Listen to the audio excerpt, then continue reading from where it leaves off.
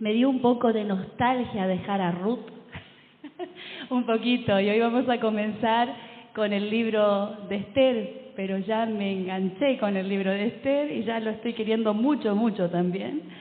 El título de este mensaje es Dios siempre está obrando, Dios siempre está actuando, Dios siempre está obrando a nuestro alrededor. Y el versículo que puse como para memorizar justamente se encuentra en Proverbios 21:1. Este no lo tienen que memorizar para esa semana que vamos a tener el mes de la Biblia. Esto ya es para cuando terminemos el libro de Esther. Dice, como canales de agua es el corazón del rey en las manos del Señor. Él lo dirige donde le place. Proverbios 21:1. Lo estoy diciendo de memoria porque no veía. Muy bien. Entonces, Dios siempre está obrando. Ver a Dios en circunstancias difíciles de nuestras vidas no es fácil. Y mucho más lo es creer que Él está obrando para nuestro bien y para su gloria. Hay momentos que pensamos que Dios está ausente, pero en realidad Él está obrando todo el tiempo y a cada momento para el bien de sus hijos. ¿Y esto, por qué sucede esto? ¿Por qué sentimos esto? Porque juzgamos muchas veces el resultado de hoy. Lo cierto es que Dios siempre está obrando a nuestro alrededor. Dios orquesta cada detalle de nuestras vidas y también de este universo. Dios es el autor y el soberano de toda la historia. Entonces, cuando no podamos ver la mano de Dios, solo confiemos en quién es Él, confiemos en su corazón. Su providencia siempre está trabajando a tu favor. Y esta historia es un hermoso retrato de Romanos 8:28. Y sabemos que a los que aman a Dios, todas las cosas les ayudan a bien. Esto es, a los que conforme a su propósito son llamados. Sé que esta es una historia muy conocida, pero sé también que Dios es infinito y su palabra es viva y siempre nos enseña algo nuevo. Así que tengamos un corazón abierto para poder aprender eso nuevo quizás que Dios quiera hablar a nuestro corazón en este tiempo. Voy a hacer una pequeña reseña de este libro, el libro de Esther. El autor no se conoce. Se puede decir que fue Mardoqueo o Esdras o Nehemías, pero en realidad no se sabe quién fue el autor de este libro. Y el tema central de este libro es preservación, aunque también yo pondría providencia, que es una palabra que nuestra hermana mencionaba en la apertura. Este libro se encuentra en el Antiguo Testamento y es uno de los libros históricos de la Biblia. Como decía, lleva el nombre de una mujer, Esther, que era una jovencita que fue colocada en un tiempo de gran incertidumbre, cuando el pueblo judío había sido diseminado en provincias paganas y también estaban regresando muchos de ellos del exilio. Y esta es la última mujer de la cual se habla en el Antiguo Testamento. Es uno de los dos libros que no menciona a Dios, no menciona ninguno de los nombres de Dios. El otro libro es el libro de Cantares, pero aquí vamos a ver la mano de Dios dirigiendo todos y cada uno de los eventos. Estoy segura que este libro fortalecerá nuestra fe. Al ver cómo Dios intervino para preservar a su pueblo, porque Él tiene un plan soberano y nadie lo puede frustrar. En el plan redentor de Dios debía haber un Israel, ¿para qué? Para que viniera Cristo, el Mesías. Así que las animo a que con corazón dispuesto podamos recibir esta palabra en esta tarde. El propósito del libro de Esther es exponer la providencia de Dios, especialmente con respecto a su pueblo elegido Israel. Y el libro de Esther registra también la institución de la fiesta del Purim, que vamos a ver más adelante de qué se trata, y la obligación de su observación perpetua. Pero hay verdades acerca del carácter de Dios que lo vamos a poder ver a lo largo de toda la historia de este libro. Y una de ellas cantábamos recién, la fidelidad a su pacto con su pueblo, la fidelidad de Dios. Y otra verdad acerca del carácter de Dios es el control soberano que Él tiene sobre cada circunstancia, y su providencia. Cuando nosotros hablamos de providencia, hablamos del cuidado continuo de Dios sobre sus hijos, sobre todo lo que Él creó y cómo Él va llevando a su creación hacia sus propósitos eternos. Así que cuando pensemos y escuchemos esta palabra, recordemos el cuidado continuo quiere decir que no cesa, que tiene Dios para con sus hijos. Vamos a hablar un poquito del tiempo y del lugar en que sucedió esto. Aproximadamente 100 años antes de que la historia de Esther comenzara, en el 586 a.C., los judíos habían sido llevados cautivos a Babilonia como disciplina de Dios por causa de sus pecados. Ellos fueron cautivos en Babilonia durante 70 años, antes de que este imperio babilónico cayera en manos de los persas. Dios entonces trabajó a través del rey Ciro, y eso lo podemos ver allí en Esdras 1, para dar a los judíos la libertad de regresar a su patria. Esta otra vez la providencia de Dios, tocando el corazón de un rey pagano para que dejara volver a los judíos a su patria. Pero sin embargo, muchos se quedaron en Persia, incluyendo la familia de Mardoqueo, que es uno de los personajes de esta historia, y la familia también de Esther. Así que los cautivos que vivían allí en Persia, ellos tenían gran libertad y ellos permanecieron ahí debido a que ya estaban como establecidos en ese lugar y además tenían quizás miedo de hacer el peligroso viaje de regreso a su tierra natal. El imperio persa era realmente un imperio muy vasto. Abarcaba desde la península de los Balcanes, incluyendo las partes de lo que hoy es Bulgaria, Rumania y Ucrania, hasta la India moderna, incluyendo el sur hasta Egipto. Pero nuestra historia tiene lugar en este imperio, en el imperio de los persas, en la ciudad de Susa, situada en el actual Irán. La historia de Esther tiene lugar unos 450 años antes de que el Mesías viniera a nacer. Así que con esta introducción no quiero hablar mucho de quién era Esther, porque eso lo vamos a ver en el capítulo 2, pero yo quiero que vayamos ahora sí con este panorama, podemos decir, con este panorama de lo que trata este libro.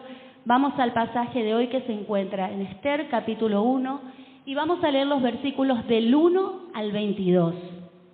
Esther, capítulo 1, versículos del 1 al 22.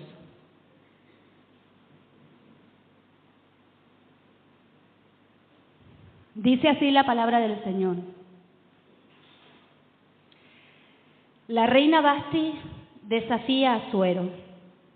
Aconteció en los días de Asuero, el Asuero que reinó desde la India hasta Etiopía sobre 127 provincias, que en aquellos días, cuando fue afirmado el rey Asuero sobre el trono de su reino, el cual estaba en Susa, capital del reino, en el 3er año de su reinado hizo banquete a todos sus príncipes y cortesanos, teniendo delante de él a los más poderosos de Persa y Media, gobernadores y príncipes de provincias, para mostrar él las riquezas de la gloria de su reino, el brillo y la magnificencia de su poder, por muchos días, 180 días. Y cumplidos estos días, hizo el rey otro banquete por 7 días en el patio del huerto del palacio real a todo el pueblo que había en Susa, capital del reino, desde el mayor hasta el menor. El pabellón era de blanco, verde y azul, tendido sobre cuerdas de lino y púrpura en anillos de plata y columnas de mármol. Los reclinatorios de oro y de plata sobre losado de pórfido y de mármol y de alabastro y de jacinto. Y daban de beber en vasos de oro y vasos diferentes unos de otros. y mucho vino real, de acuerdo con la generosidad del rey. Y la bebida era según esta ley, que nadie fuese obligado a beber, porque así lo había mandado el rey a todos los mayordomos de su casa, que se hiciese según la voluntad de cada uno. Asimismo, la reina Vasti hizo banquete para las mujeres en la casa real del rey Asuero. El 7º día, estando el corazón del rey alegre del vino, mandó a Meumán, Bizta, Arbona, Bigta, Abacta, Setar y Carca, 7 eunucos que servían delante del rey Asuero, que trajesen a la reina Vasti a la presencia del rey con la corona regia para mostrar a los pueblos y a los príncipes su belleza, porque era hermosa. Mas la reina Vasti no quiso comparecer a la orden del rey enviada por medio de los eunucos, y el rey se enojó mucho y se encendió en ira. Preguntó entonces el rey a los sabios que conocían los tiempos, porque así acostumbraba el rey con todos los que sabían la ley y el derecho, y estaban junto a él Carcena, Setar, Almata, Tarsis, Mere, Marcena y Memucán, 7 príncipes de Persia y de Media, que veían la cara del rey y se sentaban los primeros del reino. Les preguntó, ¿qué se había de hacer con la reina Vasti según la ley, por cuanto no había cumplido la orden del rey Asuero, enviada por medio de los eunucos? Y dijo Memucán, delante del rey y de los príncipes, no solamente contra el rey ha pecado la reina Vasti, sino contra todos los príncipes y contra todos los pueblos que hay en todas las provincias del rey Asuero.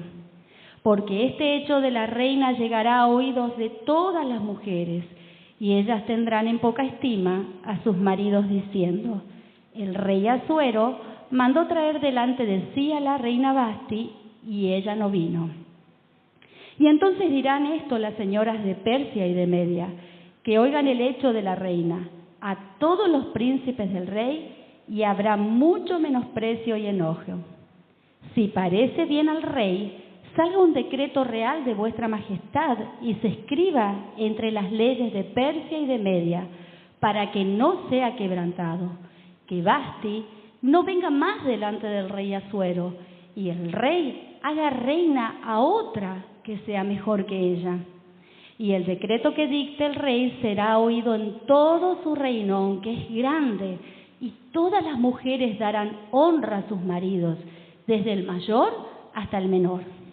Agradó esta palabra a los ojos del rey y de los príncipes, e hizo el rey conforme al dicho de Memucán, pues envió carta a todas las provincias del rey, a cada provincia conforme a su escritura, y a cada pueblo conforme a su lenguaje, diciendo que todo hombre afirmase su autoridad en su casa y que se publicase esto en la lengua de su pueblo.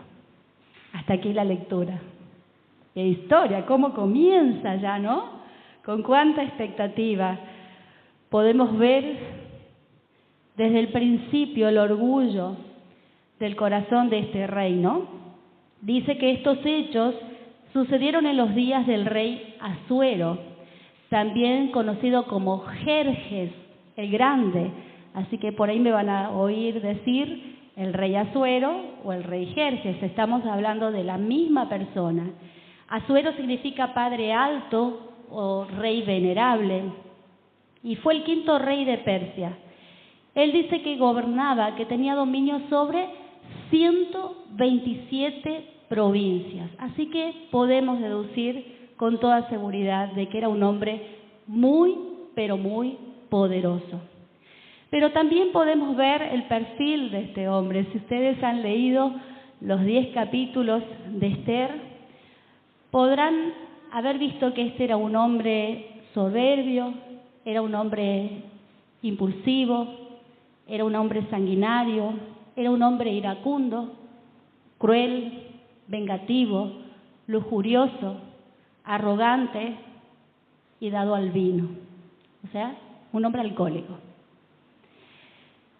el que tenía, podemos decir, dominio sobre 127 provincias, no tenía dominio sobre su propio espíritu. Les pregunto, ¿conoces a alguien con este temperamento o con algunas características de este temperamento? ¿O puedes verte reflejada en alguna de estas descripciones de su persona? ¿Eres iracunda o quizás vengativa o impulsiva o orgullosa? ¿O te falta dominio propio en algunas áreas de tu vida? Pensaba en cuán parecidos pueden ser nuestros corazones al del rey de esta historia, al que menos quisiéramos parecernos. Quisiéramos parecernos a Esther, todas. Pero cuando vemos esto y sinceramente nos exponemos a la luz de la palabra, exponemos nuestro corazón para que Dios lo examine, ¿cuántas de estas cosas están en nuestro corazón? ¿Es posible que hayas crecido o es posible que estés casada o trabajes con alguien así o tengas un compañero en la escuela así o un profesor? En su providencia Dios a veces permite que personas impías estén al mando. Y cuando esto sucede, realmente es fácil perder la esperanza o pensar que algo puede cambiar. Pero la Biblia nos dice que el éxito de los impíos es efímero. Dios anula incluso las órdenes de los hombres malvados. ¿Por qué? Porque como dice el Salmo 47:7, Él es rey sobre toda la tierra. No hay nadie que esté sobre Él. Él gobierna todos los reyes y reinos de la tierra. Puede ser que nosotras no estemos bajo la autoridad de alguien así, tan cruel y tan vengativo y tan iracundo, pero todas sabemos cómo se siente ser impactadas por alguien cuyas acciones son impías o injustas. Dice el Salmo 37:1, ¿qué tenemos que hacer nosotros? No te irrites, dice. No te impacientes, quiere decir, no te enojes a causa de los malhechores. No tenga envidia de los que practican la iniquidad, porque como la hierba pronto se secarán y se marchitarán como la hierba verde. Confía en el Señor y haz el bien, habita en la tierra y cultiva la fidelidad. Esa es nuestra parte. Esa es la manera que Dios espera que nosotros reaccionemos si hay personas así de difíciles en nuestras vidas. Así que la historia de Esther comienza, dice, mientras Asuero o Jerjes ofrece una fiesta, podemos decir, extravagante. Era una fiesta lujosa. Pero ¿para quién fue esta fiesta? ¿Y por qué la ofreció? Si vemos allí en los versículos 3 y 4, dice que esta fiesta fue para todos sus príncipes, gobernadores, cortesanos, los más poderosos, dice, de Persia y de Media. ¿Y por qué la ofreció? Era costumbre antes de ir a una batalla poder ofrecer un banquete como este. Pero ellos estaban planeando ir a atacar a Grecia.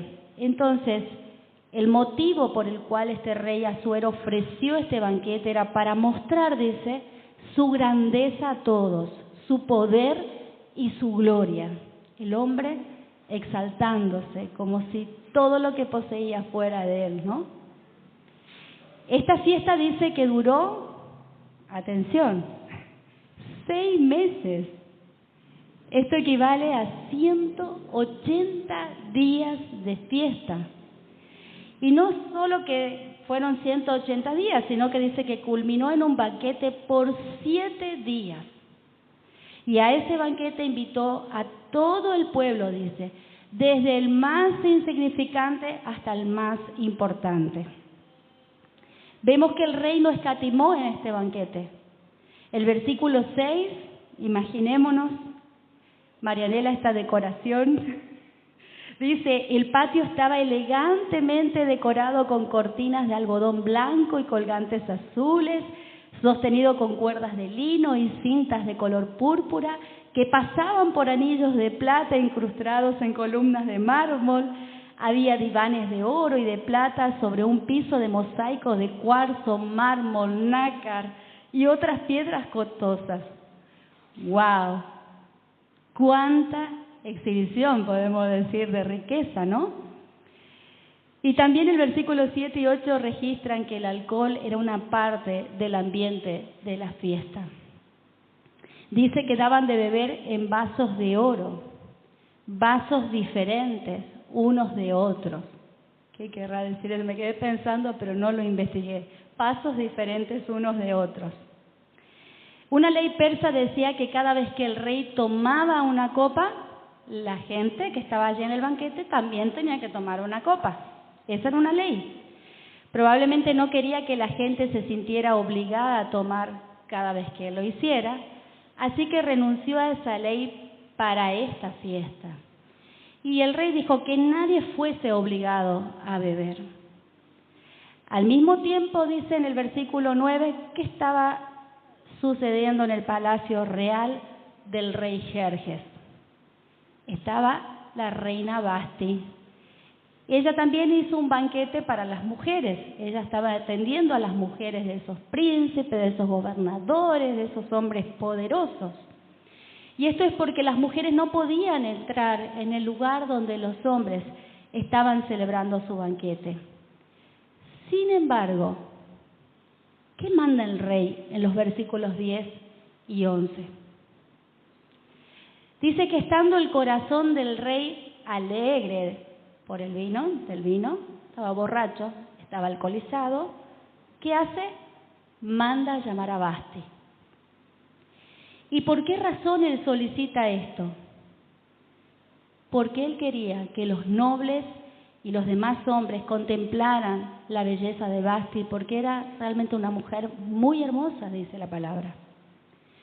Y después de 6 meses de mostrar y de hablar con arrogancia, desplegar su poder, su riqueza, bajo la influencia del alcohol, entonces el rey Jerjes decide mostrar lo único que aún no había mostrado a su reina.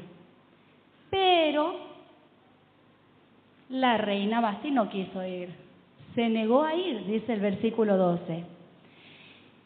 Esto era sin duda insubordinación pública, humillación y vergüenza pública para el rey más poderoso en ese tiempo. Esto era hacerlo ver mal ante la corte a quien el rey estaba tratando de impresionar. ¿Qué le pasó a Vasti? ¿No sabía ella todo lo que nosotros sabemos acerca de este rey? Todo lo que dijimos, un hombre cruel, sanguinario. ¿Vasti acaso no tuvo miedo? ¿Crees que Vasti hizo lo correcto al desafiar la orden de su marido? Sin duda este no es un pasaje para aprender sobre la sumisión, porque no sabemos exactamente por qué Vasti se negó a ir. Pero esto nos lleva a plantearnos la pregunta, ¿es siempre correcto desobedecer a los que tienen autoridad sobre nosotras? Sea esposo, jefe, profesor, quien fuere, padres. ¿Qué piensan?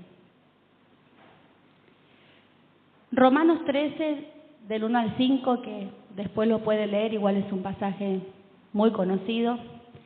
Allí la palabra de Dios es clara en que Él ha ordenado la autoridad y que nosotros todos debemos someternos a esas autoridades puestas por Dios. Sin embargo, en ese pasaje la excepción parece ser cuando la autoridad nos anima a romper uno de los mandamientos de Dios.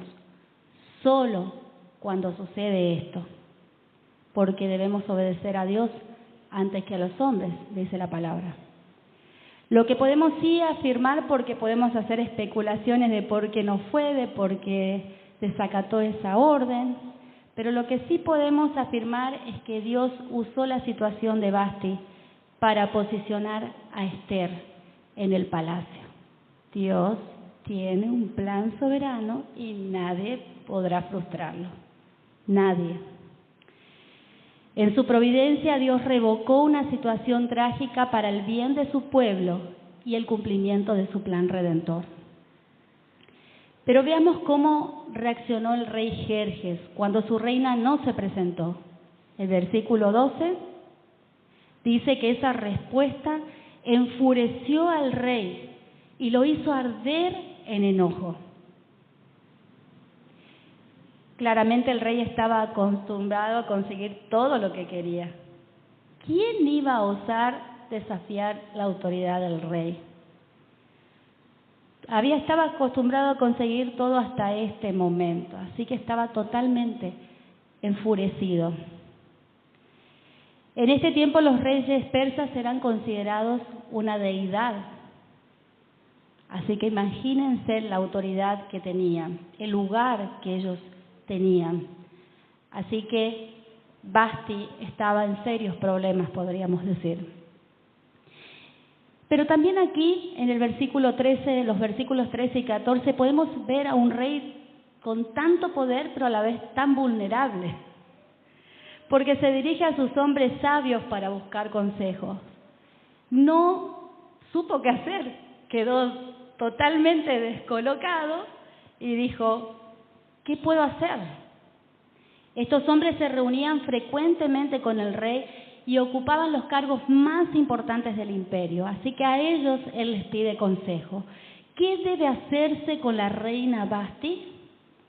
¿Qué sanción impone la ley para una reina que se niega a obedecer las órdenes del rey? Entonces allí Memucán, uno de los príncipes, dice, la reina Vasti no solo ha ofendido al rey, sino también a todos los príncipes y a todos los pueblos que están en todas las provincias del rey Asuero. Algunos comentaristas dicen que esto era realmente muy exagerada, esta visión de los hechos que habían acontecido, ¿no? ¿De qué tenían miedo ellos? Lo dice allí la palabra. En el versículo 17 y 18, temían que la conducta de la reina llegara a oídos de todas las mujeres, de todas las provincias, y bueno, y ellas empezaran a mirar a sus esposos con desprecio. Ese era el temor. Es cierto que nosotras ejercemos influencia sobre otros, más aún quizás las que están en la enseñanza o liderando, o si sos mamá, o si sos profesora, tenés una influencia sobre aquellos que están cerca tuyo. ¿Cómo puede ser esta influencia? Puede ser buena o muy mala. Y en la Biblia, de hecho, tenemos ejemplos de mujeres que hicieron mucho bien y de mujeres que hicieron mucho mal. No están allí para que imitemos las que hicieron mal, sino para que evitemos hacer eso. Pero lo cierto es que ejercemos influencia, y sobre todo las que somos madres, sobre nuestros hijos. Había una frase que leí hace muchos años que decía que los hijos aprenden a mirar al padre siguiendo la mirada de la madre. ¡Wow! ¿Cómo miramos? ¿Cómo miramos al padre de nuestros hijos? Con seguridad otras personas van a ser influenciadas por la forma en cómo nosotras respondemos a la autoridad. Sean maestros, sea presidentes, sea esposo, jefe, pastor, líderes, lo que fuere. Entonces, estos hombres aconsejan al rey conforme a lo que él quiere oír en su ira y no conforme a lo que él necesita escuchar. Lo vieron tan enojado, ¿quién le va a decir algo que él no quiere escuchar? Perdonale a Vasti, rey. Quizás no se sentía bien, estaba descompuesta. Algunos dicen que estaba embarazada de Artajerjes y no se quiso mostrar de esa manera. Pero bueno, todas son especulaciones, pero quizás ellos podrían haber suavizado ese momento y hacerlo reflexionar al rey, pero no. Esos consejeros, por supuesto, que no eran personas íntegras y tampoco eran personas espirituales. Cuán importante es buscar un buen consejo, que me digan justamente lo que yo no quiero oír, Qué importante es esto. Sin duda hay personas con las cuales es difícil ser honestos, porque no quieren cambiar, porque están inflexibles en su postura, o porque la palabra no es autoridad para ellos. Siempre debemos aconsejar conforme a la palabra de Dios, pero si esa palabra no es autoridad, siempre ellos van a tener un punto de vista distinto. Obviamente no de acuerdo a lo que la palabra dice. Van a torcer esa verdad acomodándola a su complacencia y a lo que ellos quieren hacer, lo que su corazón está dispuesto a hacer. Así que estos consejeros le dicen en el versículo 19, si al rey le agrada, sugerimos que emita un decreto por escrito, una ley de los persas y los medos que no pueda ser revocada. Esto quiere decir que ni siquiera el rey podía revocar esta ley. Debería ordenar que la reina Vasti sea excluida para siempre de la presencia del rey Jerjes y que el rey elija otra reina más digna que ella. Cuando se publique este decreto en todo el vasto imperio del rey, los maridos de todas partes, sea cual fuere su rango, recibirán el respeto que merecen de parte de sus esposas. Pura sabiduría humana. Santiago nos habla en contraposición de esta sabiduría humana, nos habla de la sabiduría espiritual. Esa sabiduría que nos es concedida por medio de la palabra y por medio del Espíritu. Y es totalmente opuesta. Dice, si quieren buscar el pasaje, Santiago 3, versículo 17.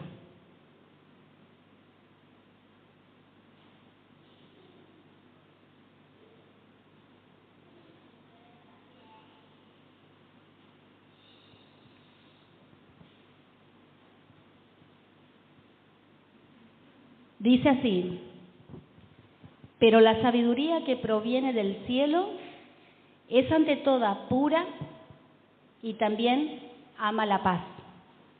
Siempre es amable y dispuesta a ceder ante los demás. Está llena de compasión y de buenas acciones. No muestra favoritismo y siempre es sincera. Lo leí en la Nueva Traducción Viviente. ¿Has conocido a alguien que afirma que es sabio, pero que actúa con necedad?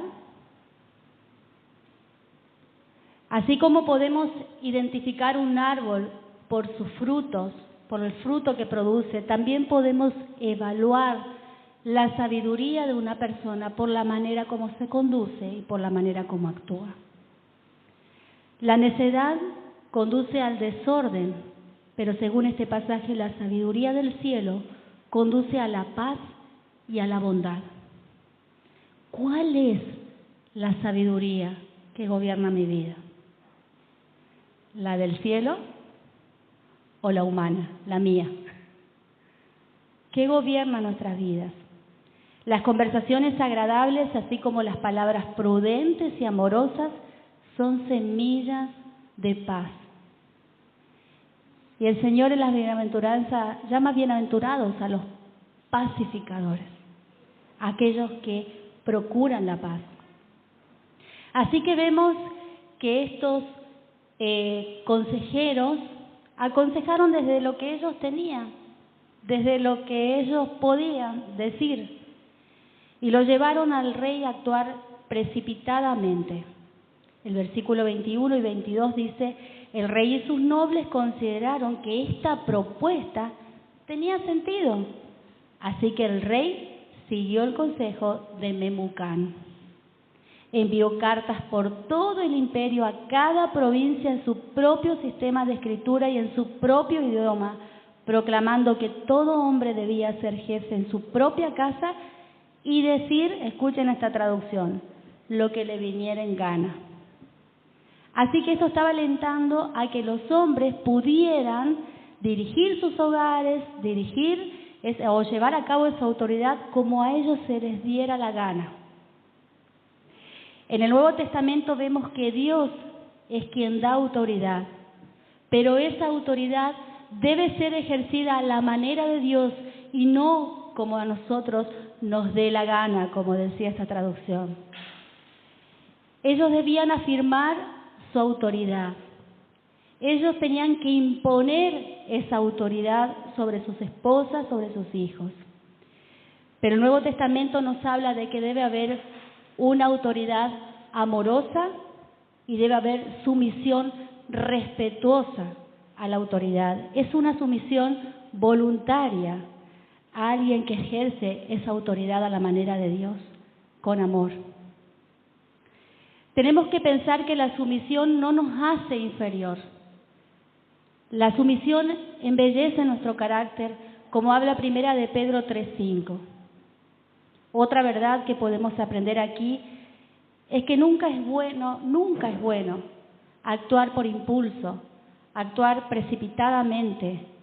Antes de tomar cualquier iniciativa debemos consultar a Dios, como dice Filipenses 4:6. No se preocupen por nada, en cambio oren por todo. Díganle a Dios lo que necesita y denle gracias por todo lo que Él ha hecho. ¿Cuántas verdades podemos sacar de este solo capítulo? Con respecto a esa autoridad amorosa que el esposo, que quienes estén en autoridad deben ejercer, dice Dios a los esposos: Dios manda a los hombres a vivir con sus esposas sabiamente, dando honor a la mujer como coherederas de la gracia de la vida, para que sus oraciones no tengan estorbo. Primera de Pedro 3:7. Así que Dios establece cómo debe ser ejercida esa autoridad y cómo el hombre debe vivir con su esposa. ¿Cómo negarse a o someterse a una autoridad así, no? El versículo que tenemos que memorizar dice que Dios puede cambiar el consejo del corazón del rey. Y yo le agregaría: y de tu esposo. ¿Sí? Si lo aplicamos a este pasaje, Dios puede cambiar el consejo del corazón del rey.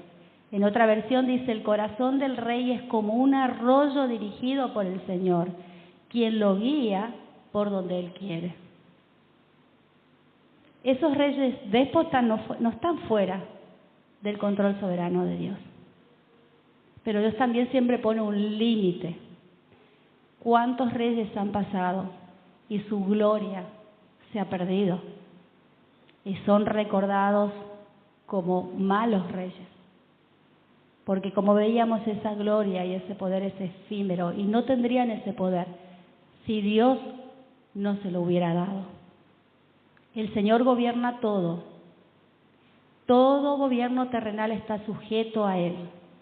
No hay sabiduría, no hay inteligencia, no hay consejo contra Jehová, como dice Proverbios 21:30.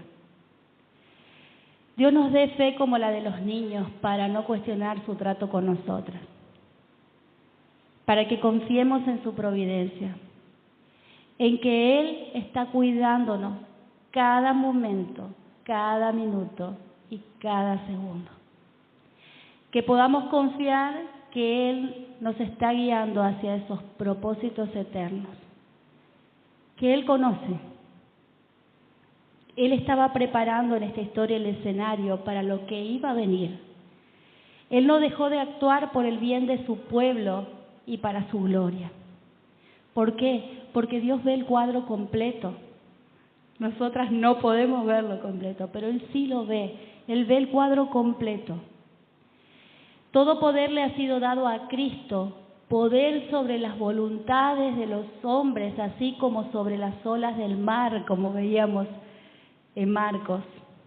Él tiene autoridad sobre la creación, poder para calmar las aguas, poder para crearlo todo con solo hablar, y no tendrá poder sobre las voluntades de los hombres.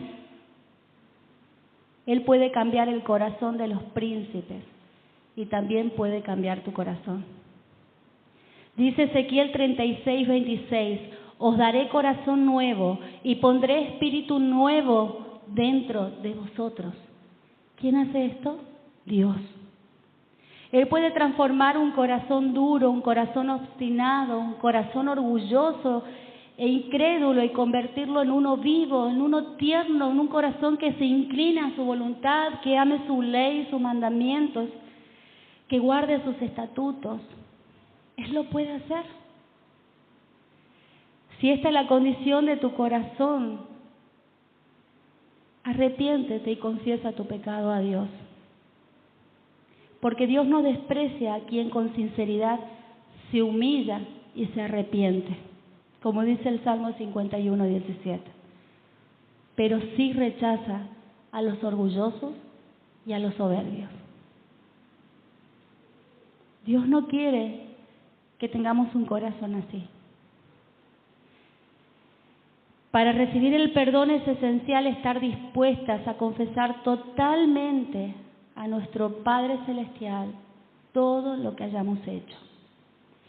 Dice otra versión de Primera de Juan, capítulo 1, versículo 9, pero si reconocemos ante Dios que hemos pecado, podemos estar seguros de que Él, que es justo, nos perdonará y nos limpiará de toda maldad.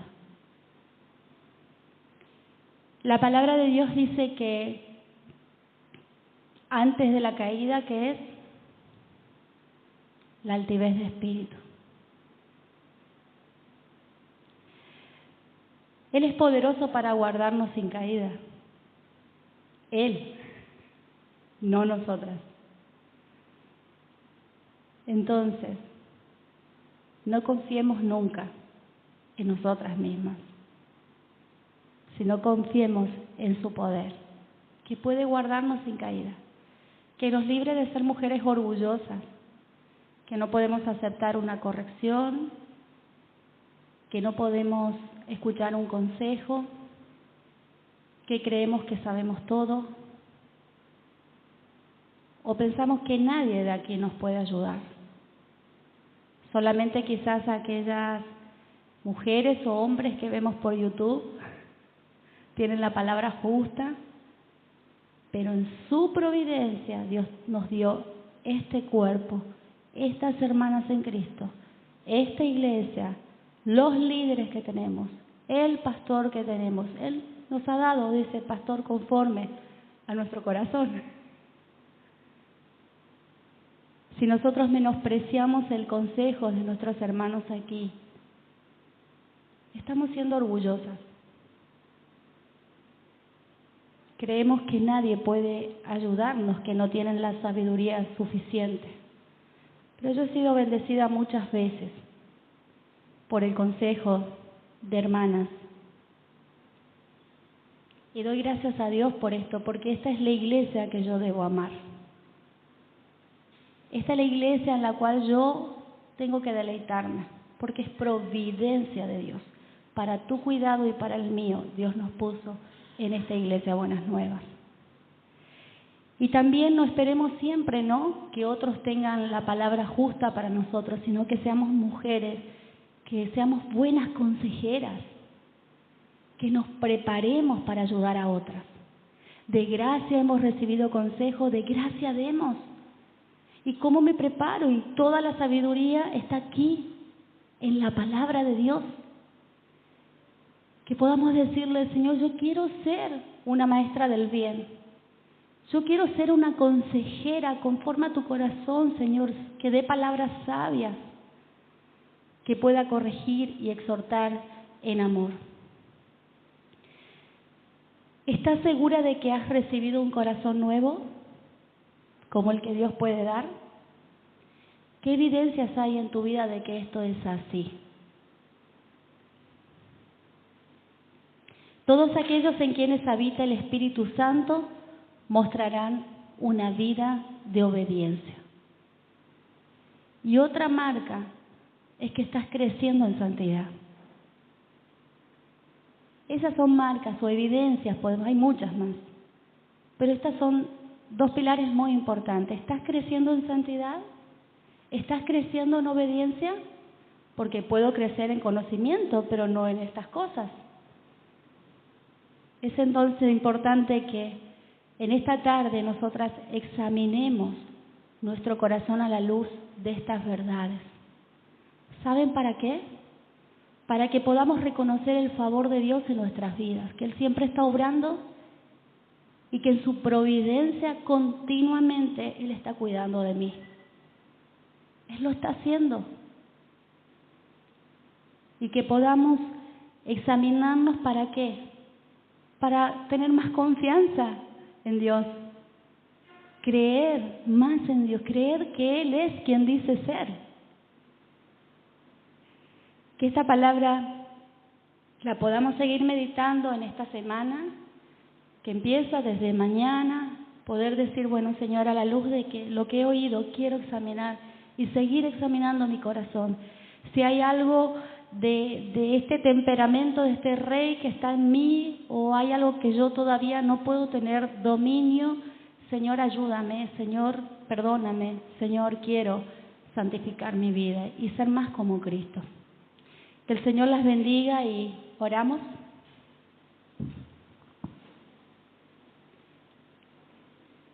Te damos gracias, Padre. Te damos gracias por llevarnos a ti todo el tiempo. Señor, tú eres el Rey sobre toda la tierra, sobre todos los reyes. Tú puedes mover esos corazones, Señor, conforme tú quieres, porque toda autoridad ha sido puesta por ti. Y toda autoridad le ha sido dada a Cristo, quien murió y resucitó, para poder tener autoridad, Señor, sobre la muerte, el pecado y darnos vida. Señor Jesucristo, tú has muerto para ser Señor de los vivos y de los muertos. Queremos rendirte nuestras vidas a ti en esta tarde. Una vez más, Señor, una vez más, entregarte todo, Señor, entregarte nuestro corazón. Haznos cada día más, Señora, semejante a tu Hijo Jesucristo. Oh Señor, que meditemos en tu cuidado, en tus favores para con nosotros y confiemos en que esa providencia tiene un propósito eterno. Y cada circunstancia tú la orquestas para tus propósitos, Señor, y para que tú lleves mayor gloria. Bendice, Señor, a nuestras hermanas, a mis hermanas, Señor, bendícelas, guárdalas. Gracias por cuidar de ellas, por sostenerlas. Y gracias porque siempre lo harás, Señor. En el nombre de Cristo Jesús oramos. Amén, Señor. Amén.